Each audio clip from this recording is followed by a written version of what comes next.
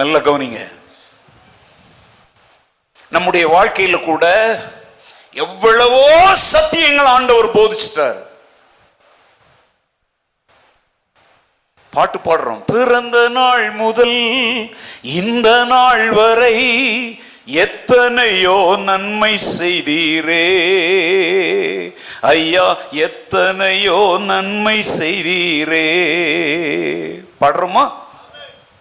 நீங்க ஒருவேளை மாம்சத்துல பிறந்த நாளை விட்டுருங்க, நீங்க மறுபடியும் பிறந்த ரட்சிக்கப்பட்ட நாள்ல இருந்து எத்தனையோ அதிசயங்கள் அற்புதங்களை உங்களுக்கு காண செய்திருக்கிறாரா? சொல்லுங்க. இன்னமும் உங்களுக்கு என்ன அடையாளம் வேணும்? இன்னும் என்ன அற்புதம் வேணும்னு அலைகிறீங்க?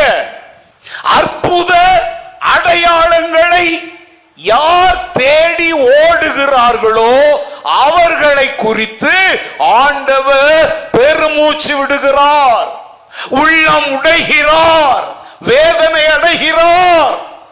ஏன்னா நாம் தரிசித்து நடவாமல் எப்படி நடக்கிறவங்க? கவனிங்க எல்லாரும், விசுவாசத்தினாலே நீ தரிசித்து நடக்கணும். அடையாளங்களை கண்ணார கண்டு கையால தொட்டுதான் நான் நம்புவேன் நீ சொன்னா அது அவருடைய உள்ளத்தை என்ன செய்கிறது? உடைக்கிறது. எல்லாம் ஆவிக்குரிய சபைகள் என்று சொல்லிக் கொள்ளுகிற சபைகள் தங்களை மாபெரும் ஊழியர்கள் என்று சொல்லிக் கொள்ளுகிற ஊழியர்களுடைய தவறுகள் எல்லாம் என்ன அப்படின்னா இதுதான். மக்களுக்கு வசனத்தின் வழியாக தேவனிடத்தில் வழி நடத்துவதை விட்டுவிட்டு இன்னைக்கு பெரும்பாலான சபைகள்ல பெரும்பாலான கூட்டங்கள்ல நடக்கிற காரியங்கள்லாம் என்ன தெரியுமா?